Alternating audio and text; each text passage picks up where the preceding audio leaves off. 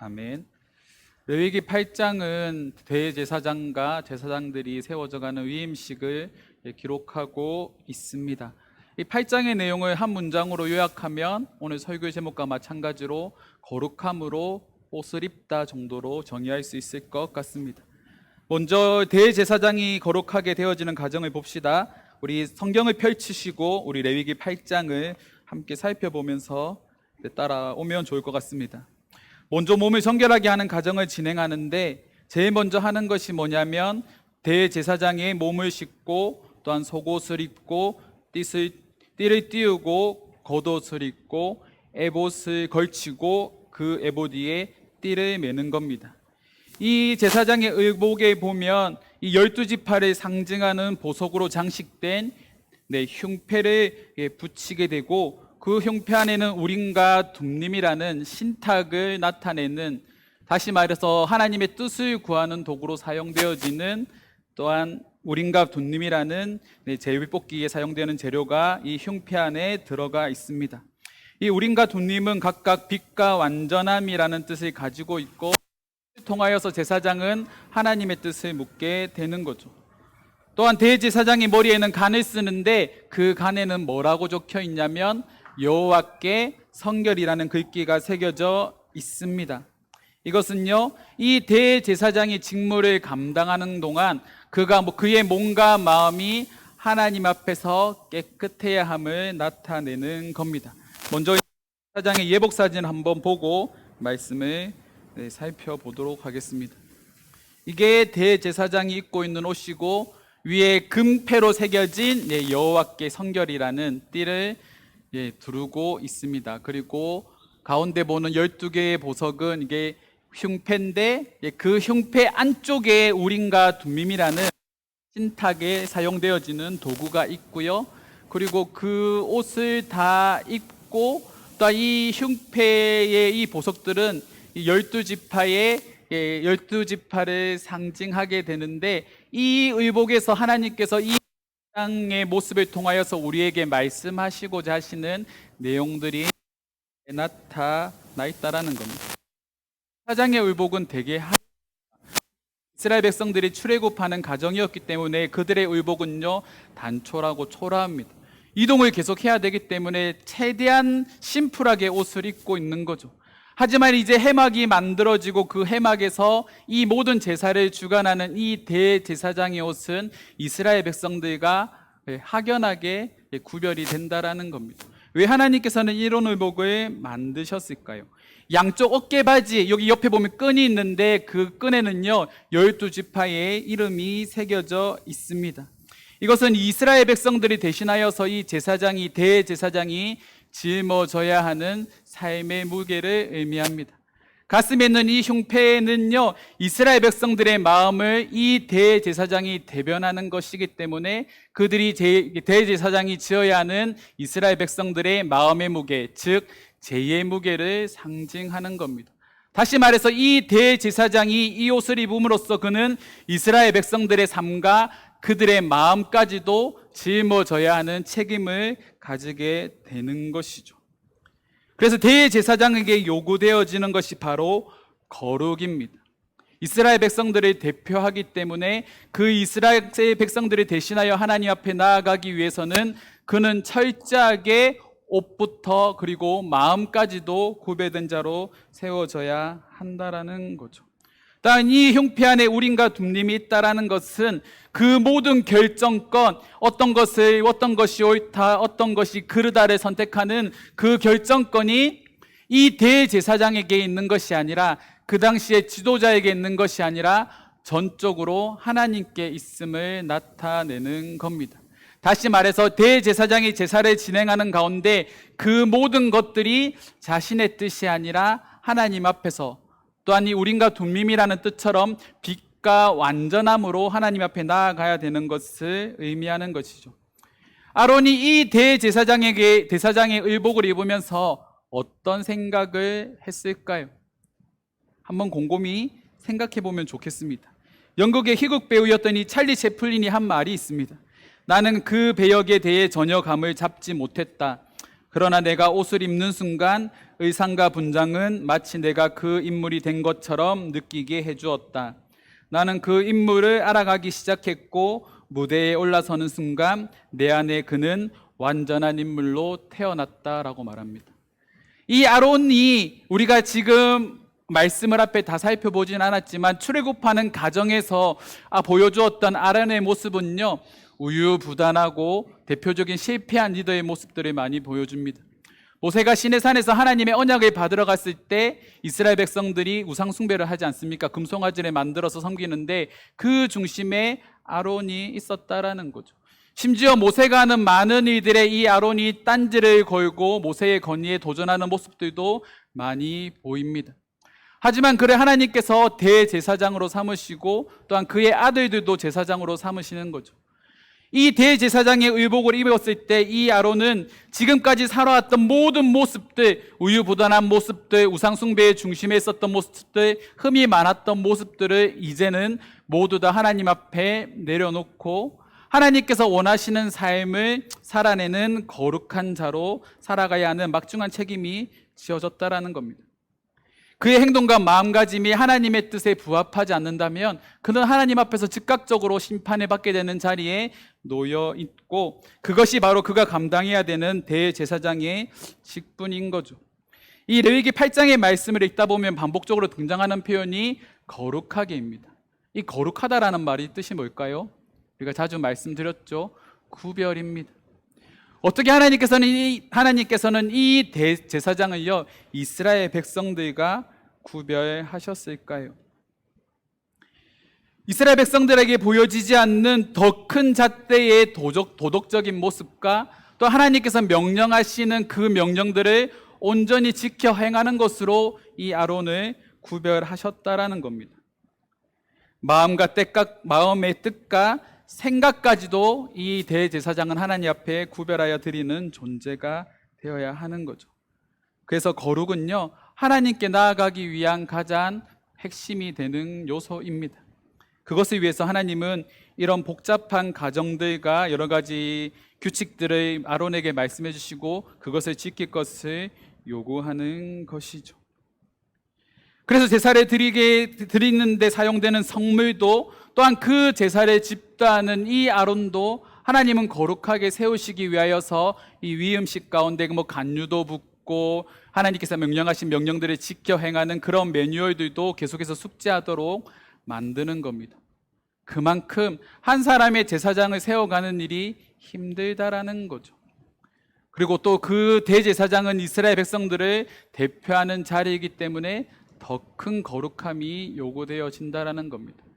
이 대사장을 세워가는 이 말씀과 지금 우리와 어떤 관계가 있는지 한번 생각해 봐야 합니다. 사실은 레위기 말씀이 어렵거든요. 여러 가지 제사법도 있고 이 대제사장이 세워져가는 8장과 또한 9장에서 처음에 제사가 드려지는 장면들이 계속적으로 기록되어져 있는데, 사실은 레위기의 말씀이 우리에게 무겁고 어렵게 느껴지는 건 우리가 그 당시에 행해지는 간행과 그 당시의 의식과 그들의 마음가짐을 우리가 온전히 알지 못하기 때문입니다. 하지만 그 안에서 우리가 유추할 수 있는 하나님의 메시지가 있다는 것을 우리는 알 수 있습니다. 레위기의 말씀을 한 문장으로 요약하면 바로 거룩하라입니다. 누구 앞에서? 하나님 앞에서 거룩하라입니다. 종교개혁자 마틴 루터가 이 만인 제사장설을 주장했습니다. 이 만인 제사장설이 뭔가요? 모든 사람이 하나님 앞에서 왕같은 제사장이고 우리는 이제는 하나님 앞에 혼자서 나아갈 수 있는 존재로 변화되었다라는 겁니다. 또한 다른 사람을 위해서 기도할 수 있고 봉사할 수 있는 일들이 우리에게 주어졌다라는 겁니다.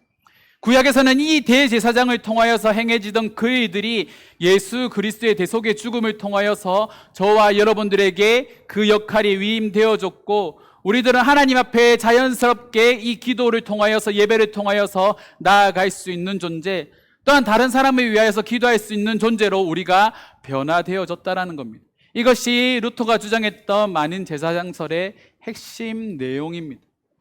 그렇다고 한다면 이 시대의 제사장으로 구별된 자로 부름받은 저와 여러분들이 어떤 삶을 살아가야 될까요? 우리의 머리는요, 여호와께 성결이라는 이 그 머리간에 새겨져 있는 그 문구를 끊임없이 우리 마음속에 새겨 넣어야 합니다. 우리가 세상 가운데서 우리의 마음과 우리의 뜻과 생각이 하나님 앞에 정결해질 수 있도록 우리의 생각을 끊임없이 하나님의 말씀 앞에 재단하는 거죠. 그것이 우리가 살아가는 삶의 방식입니다. 또한 우리의 어깨는요, 이 시대에 하나님을 대표하는 하나님의 백성으로 살아간다라는 그 막중한 책임감을 느끼고 우리의 행동에는 온전한 책임이 주어져야 하는 겁니다. 내가 행동하는 하나하나, 내가 말하는 것 하나하나가 하나님의 거룩함을 나타내는 도구로 사용되어지기에 우리의 말에는 무게가 있고 우리의 행동에는 책임이 있다라는 겁니다. 그런 삶을 살아가는 것이 우리 시대의 제사장으로 부름받은 저와 여러분들의 삶이라는 겁니다. 그래서 오늘 말씀은 우리에게 끊임없이 말합니다. 거룩함으로 옷을 입어야 한다고 말이죠. 이런 거룩함은요, 두 가지 형태로 우리에게 주어집니다. 첫 번째는 외적인 거룩입니다. 대제사장이 의복을 다 갖춘 이후에 이 모세가 그의 머리 위에 간유를 붓고 또한 그 성막에 있는 모든 기구들의 이 간유를 바르기 시작하면서 그 모든 기구들이 거룩하게 만들어집니다. 또한 그것을 심례하고 제사를 심례하는 아론 또한 하나님 앞에 거룩해지는 거죠. 이 간유는요, 제사장과 왕과 선지자를 세울 때 사용되어지는 도구입니다. 또한 이 기름이 부어진다라는 것은 그들이 앞으로 살아가야 될 삶의 무게와 그들이 짊어져야 되는 삶의 책임이 더욱더 막중하다라는 것을 보여주는 겁니다. 이제 이 간유를 부음으로 하나님 앞에서 아론은요, 책임감 있는 삶을 살아가는 존재가 되어야 한다라는 거죠. 그래서 아론은 하나님께서 명령하신 그 명령대로 순종하는 것이 중요하게 됩니다. 가끔 우리가 신앙생활을 하다 보면 그런 것들이 있죠. 내 뜻대로, 내 생각대로, 내가 하고 싶은 대로 행동하려고 할 때가 있습니다. 하지만 믿음이 좋아진다, 우리가 하나님 앞에 온전하게 서게 된다라는 것은 내 생각이 아니라 하나님의 생각에 나를 맞추는 겁니다. 내가 어떤 행동을 했을 때 나 이렇게 행동해도 괜찮아, 이 정도는 괜찮겠지라고 생각하는 게 아니라 그것이 하나님의 관점에서 바라보았을 때 이렇게 행동하는 것이 하나님께서 기뻐하실까, 기뻐하지 않으실까를 우리가 먼저 고민해 봐야 하는 거죠. 그리고 그 행동을 했을 때에 우리의 마음가짐이 어떠한지를 생각해 봐야 합니다. 그래서 두 번째로 우리에게 주어지는 형태가 바로 내적인 거룩함입니다. 이 내적인 거룩함을 위해서 이 아론은요, 제물을 하나님께 속죄 제물을 드리게 됩니다.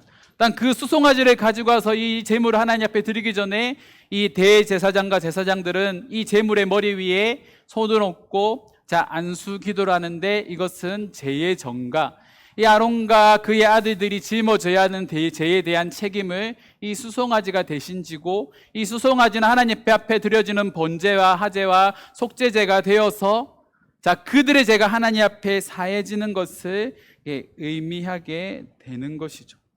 이 제사를 통하여서 그들은 하나님 앞에 범하였던 죄가 용서받게 되고, 또한 그 마음속으로 범하였던 죄, 생각으로 범하였던 죄가 하나님 앞에 낱낱이 드러나고 불태워짐으로 그들의 마음은 하나님께 합당한 마음으로 변화되어지게 되는 겁니다. 이것을 우리에게 한번 적용해 봅시다. 우리가 하나님 앞에 내적인 거룩함을 입은 존재로 변화되었습니다. 이것이 가능하게 된 것이 무엇인가요? 예수 그리스도의 그 대속의 죽음 때문이죠. 우리의 죄의 문제를 위하여서 예수 그리스도가 대속제물이 되셔서 죽으시고, 단 그 예수 그리스도의 죽으심을 통하여서 우리는 이 죄의 문제로부터 자유로울 수 있게 되었습니다. 우리가 이 앞에 제사에 드리는 말씀을 함께 나누면서 어떤 말씀을 드렸습니까? 바울이 죄로 인하여서 막 괴로워하고 오라나는 공고한 사람이라고 말을 할 때 바울이 그때 깨달은 지혜가 뭡니까? 깨달은 진리가 8장 1절과 2절에 나오는 말씀인 거죠.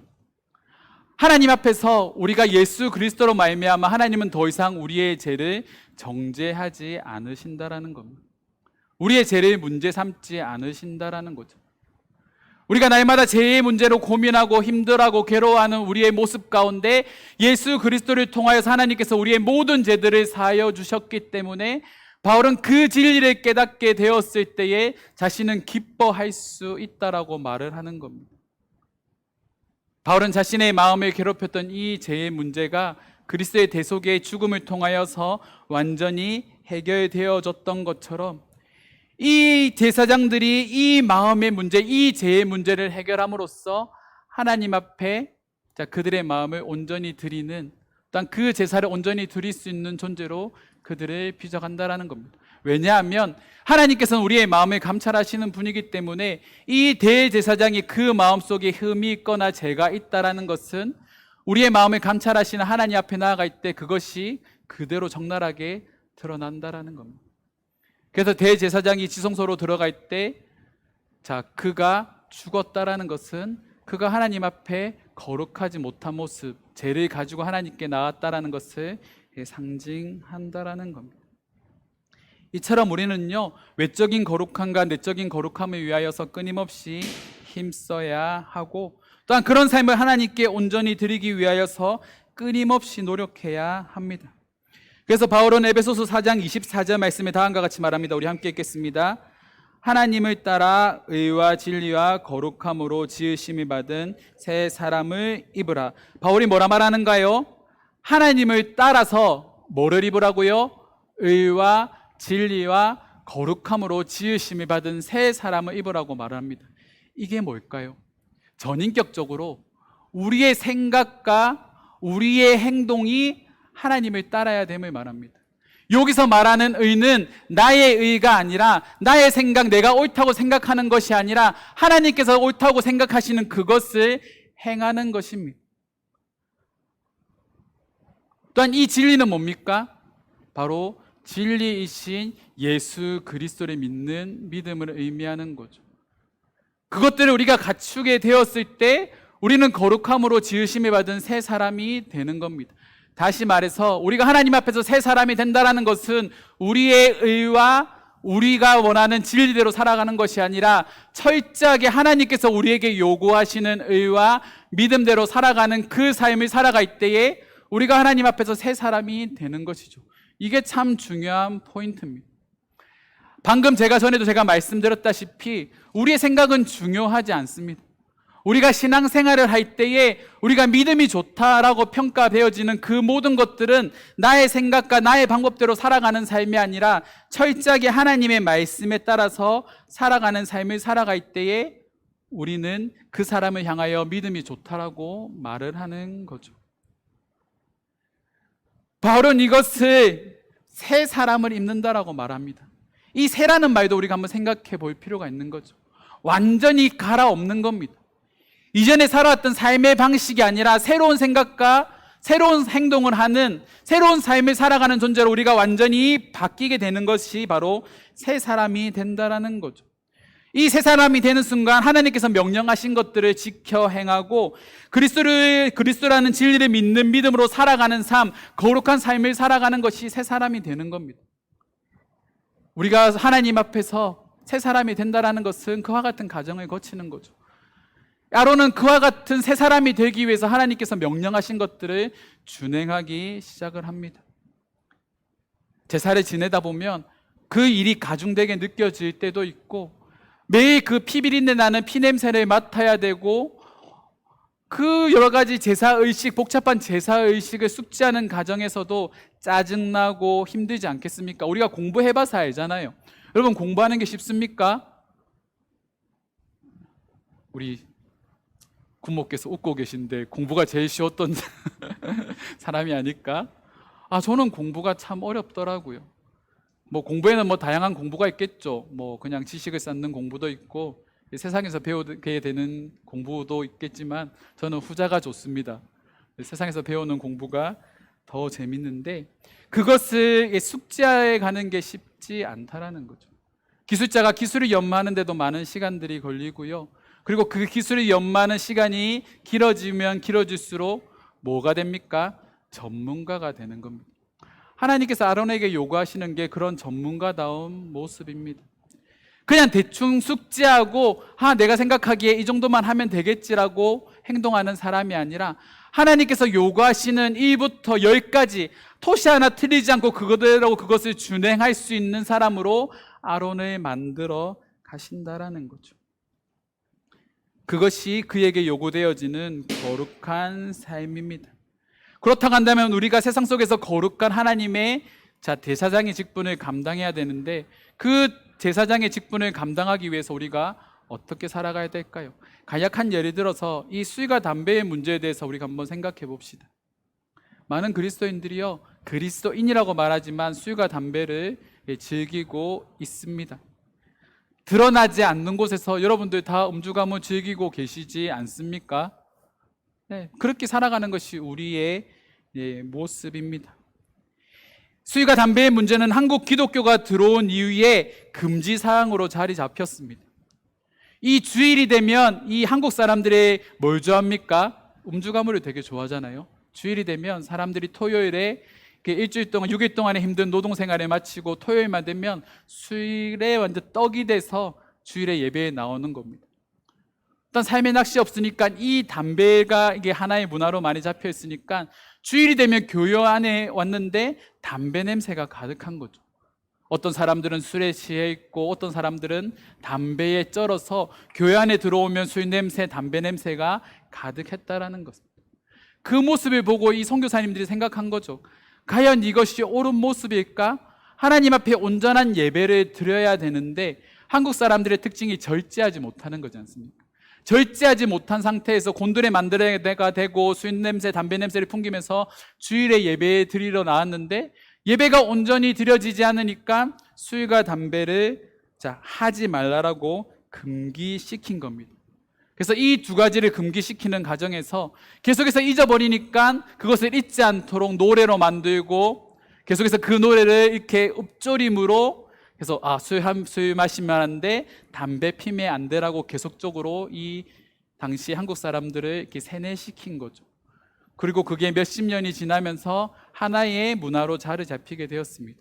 한국 사회에서 그리스도인들은 술과 담배를 하지 않는 것이 거룩함을 나타내는 도구로 바뀌었다라는 거죠. 내가 하나님 앞에 떳떳하게 나는 술 마셔도 담배를 펴도 나는 하나님 앞에 아무런 문제가 없어 라고 생각할 수도 있습니다. 하지만 그것이 나의 기준이 아니라 세상 사람들의 기준으로 봤을 때 이미 오랜 시간 이 술과 담배를 하지 않는 것이 그리스도인의 문화로서 자리 잡혀 있는 이때에 우리가 술과 담배를 함으로 세상 사람들이 너 왜 교회 다니면서 술과 담배를 해? 라고 말하는 그 순간 우리의 거룩이 세상 사람들의 입장에서는 깨어지게 된다라는 거죠. 나의 입장에서 그 문제를 생각하는 것이 아니라 그들의 입장에서 우리의 모습을 되돌아봐야 하고 더 크게는 하나님의 관점에서 그것을 하는 것이 옳은가 옳지 않은가를 먼저 생각해 봐야 합니다. 하지만 우리는요, 우리의 생각대로 하는 것에 익숙해져 있습니다. 나는 그것을 절제할 수 있고 나는 그것을 통해서 죄를 짓지 않아? 과연 그럴까요? 제가 목사이기 때문에 주변에 목사들이 많이 있지 않습니까? 목사들도 이 죄로부터 자유로울 수 없기 때문에 이 죄로 인해서 넘어졌던 많은 사람들, 많은 목회자들을 보면 그들도 동일하게 술과 담배로 자신의 몸을 내어 던지는 것을 볼 수 있습니다. 그리고 한두 번 하는 것으로 그치는 것이 아니라 그것에 쩔어서 자신을 점점 파괴해 가는 거죠. 온전한 신앙이라고 한다면, 믿음이라고 한다면 우리가 생각하는 가장 이상적인 신앙의 모습은 하나님 앞에 나와서 철저하게 눈물 흘리고 회개하고 하나님 앞에서 자신을 재단하는 시간들을 가져야 되는데 실상은 그렇지 않다라는 겁니다. 힘든 일이 있을 때 우리도 세상 사람들과 동일하게 그런 문화에 나아간다라는 거죠. 그곳에서 어떠한 거룩을 우리가 찾아볼 수가 있겠습니까? 만약 이 두 가지의 문제로 나를 통해서 하나님의 이름이 실축되어진다면 우리는 그 문제를, 그것들을 하지 않는 것이 바른 신앙의 모습입니다. 다시 말씀드립니다. 나의 관점, 나의 생각이 아니라 하나님의 관점과 하나님의 뜻에 부합한 신앙생활을 하는 것이 바로 우리에게 요구되어지는 거룩한 삶이라는 거죠. 신앙생활의 기준이 내가 되지 않도록 우리는 주의해야 됩니다. 우리 신앙의 모든 기준이 하나님이 될 수 있도록 우리는 날마다 기억하고 그것을 상기해야 합니다. 나의 생각이 아닌 하나님의 생각, 나의 입장이 아닌 하나님의 입장에서 우리가 이 문제들을 생각해 봐야 하는 거죠. 하나님의 입장에서 생각하고 하나님의 입장에서 살아가는 것, 우리는 그것을 믿음이라고 말을 합니다. 또한 이 믿음은 신뢰를 기반으로 합니다. 두 사람이 만나서 서로 사랑하게 되고 이 두 사람 사이에는 사랑이라는 결실이 맺게 됩니다. 근데 이 두 사람이 사랑이라는 결실을 맺게 될 때 그들 안에 가장 중요한 게 뭡니까? 서로에 대한 믿음입니다. 그러면 그 믿음이 어떻게 만들어지는가요? 난 너 사랑해? 말만 한다고 해서 그 믿음이 만들어집니까? 만들어지지 않습니다. 상대방을 위해서 내가 어떠한 행동들을 하고 어떠한 말을 하고 그 하는 것들에 온전한 책임을 다하게 될 때 이 믿음이라는 것이 만들어지게 되고 이 믿음이 서로에 대한 확신으로 자리 잡히게 되었을 때 우리는 결혼이라는 것을 하게 되는 거죠. 우리가 하나님을 믿는다라고 말할 때 우리는 하나님께서 요구하시는 삶을 살아내기 시작할 때에 우리 안에 이 믿음이 또 하나님에 대한 신뢰가 생기는 겁니다. 하나님은 우리를 향하여서 우리를 신뢰하는 하나님의 백성으로 삼으시기를 원합니다. 우리가 하나님 앞에 신뢰받는 하나님의 자녀가 되기 위해서는 하나님께서 우리에게 요구하시는 것들을 우리가 온전히 지켜 행해야 하는 거죠. 만약에 그것들을 지켜 행하지 않는다면 사람인 우리조차도 상대방을 신뢰하거나 확신할 수 없는 것처럼 하나님도 우리의 모습을 우리의 믿음을 신뢰하거나 확신하지 않으실 것 같습니다. 최근에 들었던 이재철 목사님의 이 설교에서 그런 말씀을 박영선 목사님 설교에서 그 말씀을 하시더라고요. 1%의 순종을 하지 않는 것도 순종하지 않는 겁니다라고 말합니다. 99% 내가 열심히 하나님의 뜻을 순종한다고 말하지만 그 1%까지 그 1%, 단 1% 사소해 보이는 그 하나를 순종하지 않는 것이 온전한 믿음이 아니라고 말씀을 하시더라고요. 나의 관점에서는, 나의 생각에서는 99% 했는데 나 다 했어, 나의 책임을 다했어라고 스스로 평가할 수는 있겠지만 하나님 앞에서는 그렇게 평가되어지지 않는다라는 겁니다. 제사장들에게 요구되어지는 모습이 그와 같은 거죠. 하나님께서 말씀하시는 그 명령, 그 토시 하나라도 그들이 어기게 되었을 때 그는 하나님 앞에 심판받게 되는 겁니다. 그것으로 인하여서 하나님 앞에 나아갈 수 없게 되고 그것으로 인하여서 제사장의 직분을 감당할 수 없게 되는 겁니다. 그래서 모세가 말하죠. 하나님께서 모세에게 말씀하시는 대로 뭐하였더라? 준행하였더라. 그대로 따랐더라 라고 말을 하고 있는 겁니다. 하나님께서 말씀하시는 것들을 온전히 지키는 것이 중요합니다. 바울은 고린도전서 8장 2절에서 다음과 같이 말합니다. 만일 누구든지 무엇을 아는 줄로 생각하면 아직도 마땅히 알 것을 알지 못하는 것이요. 이 문제는요, 우상에게 바쳐진 음식을 먹느냐 먹지 않느냐의 문제에 대해서 바울이 말한 해답입니다. 아는 줄로 생각하면 알지 못하는 겁니다. 이게 무슨 말입니까? 생각한다라는 거죠. 스스로 그것에 대해서 정당성을 부여하는 겁니다.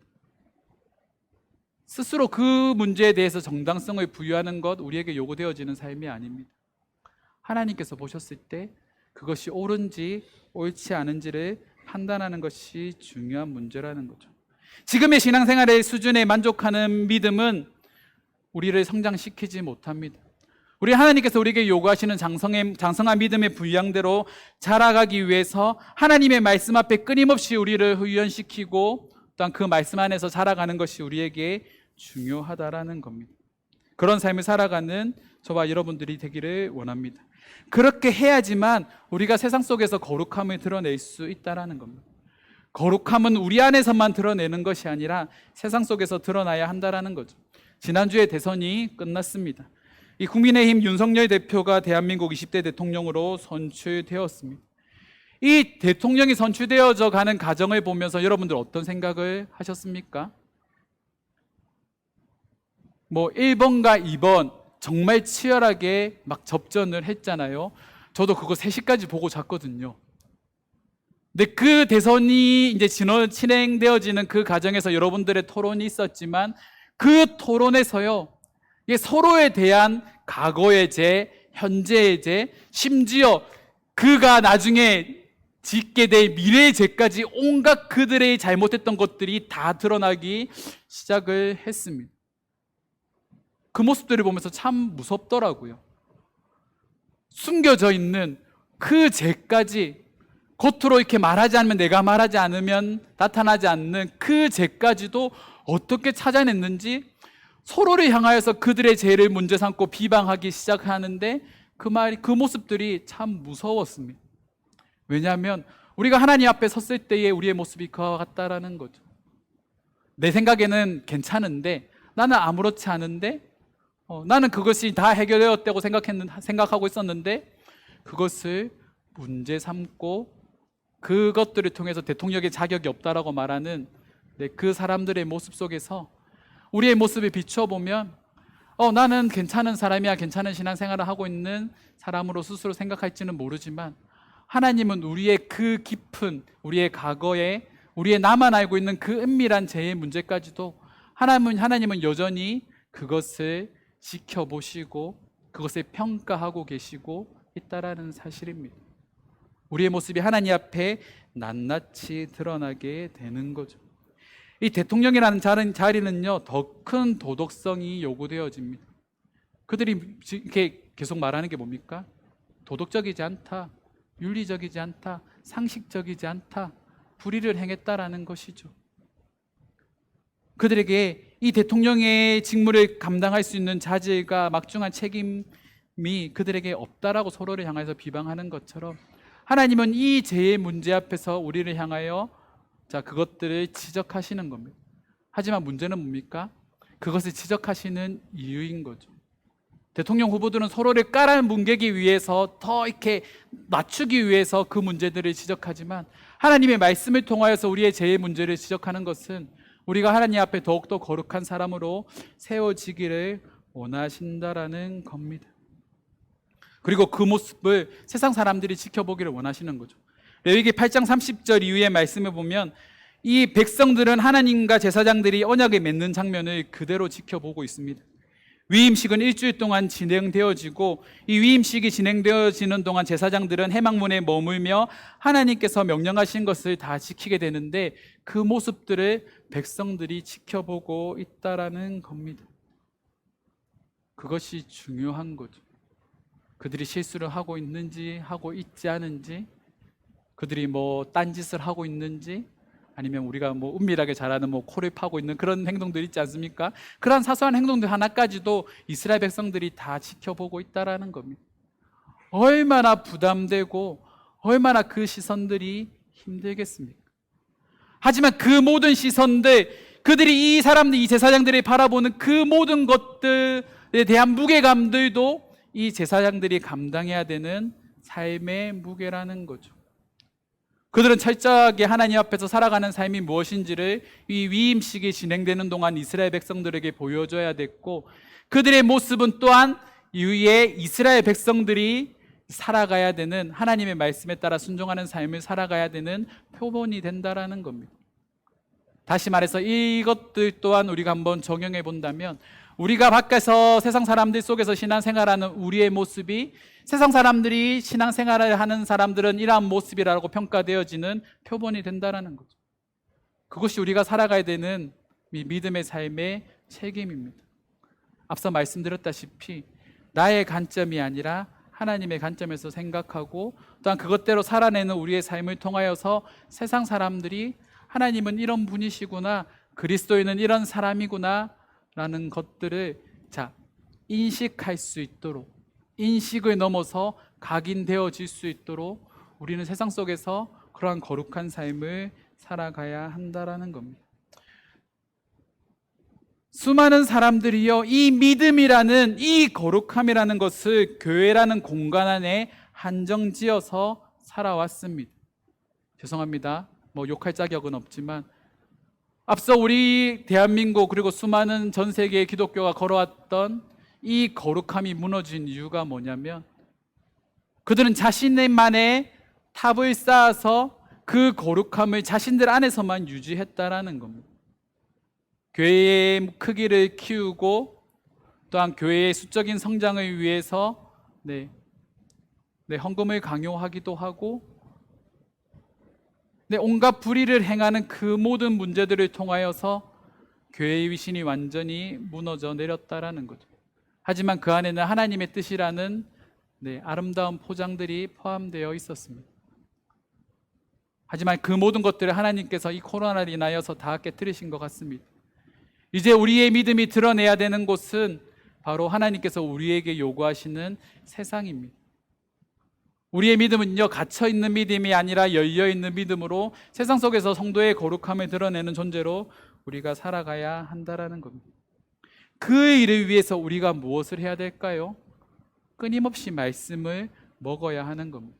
말씀을 배우고 말씀 앞에 훈련되어져야 하는 거죠. 본문 36절 말씀입니다. 아론과 그의 아들들이 여호와께 모세를 통하여 명령하신 뭐를요? 모든 일을 준행하였다라고 말합니다.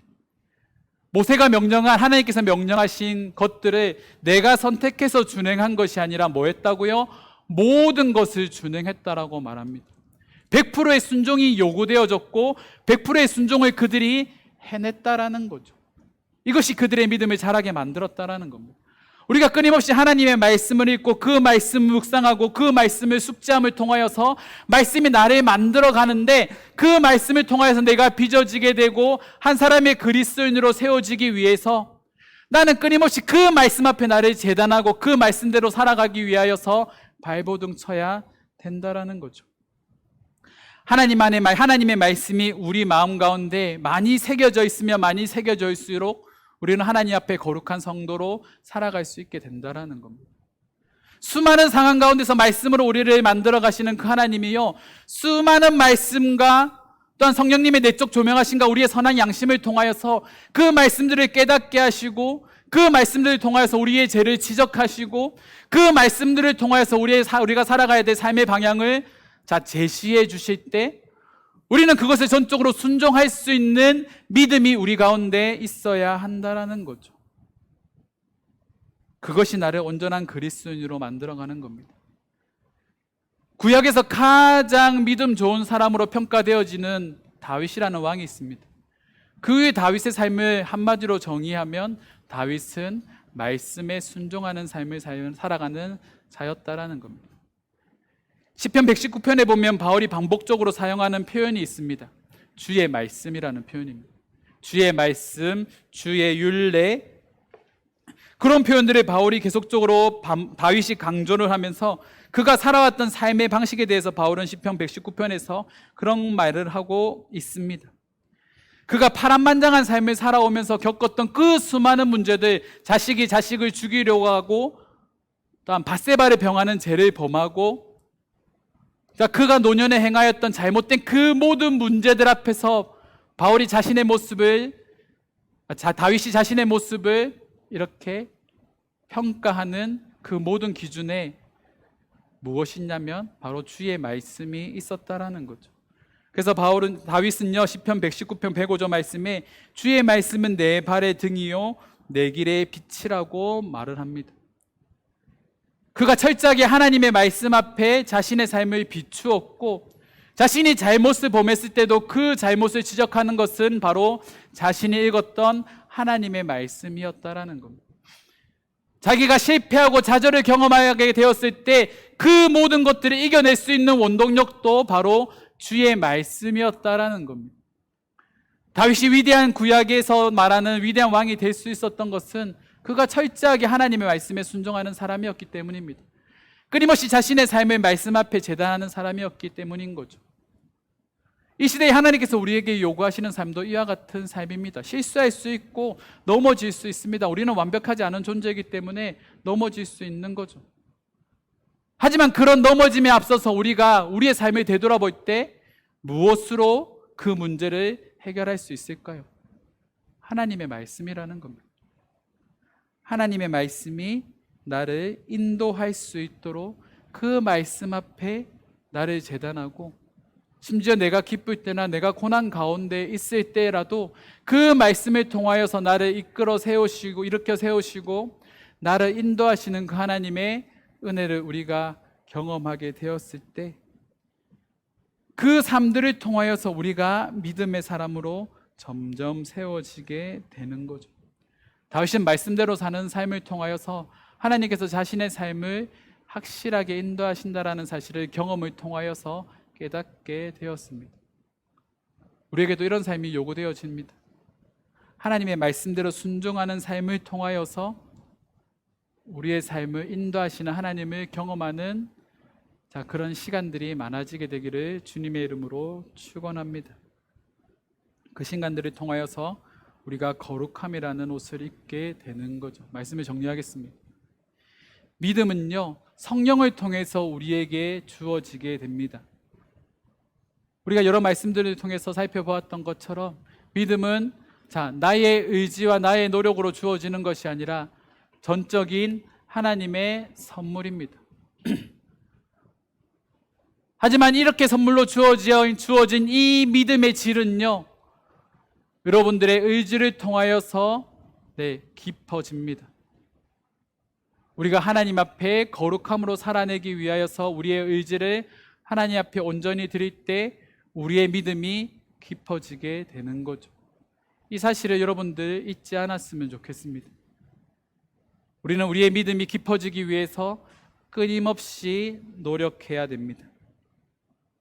하나님의 말씀 앞에 나를 제단하고 그 말씀대로 살아가는 삶을 통하여서 거룩함으로 옷을 입는 우리 이음교회 성도들이 되기를 주님의 이름으로 축원합니다. 이 시간 우리가 함께 기도하며 나아갔으면 좋겠습니다.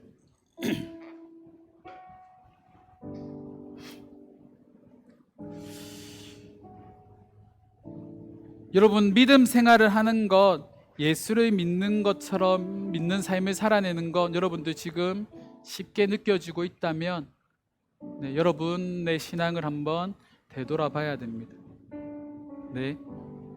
조금 더 단정지어 얘기하면 편하게 신앙생활을 하고 있다면 그 신앙생활은 100% 잘못된 겁니다.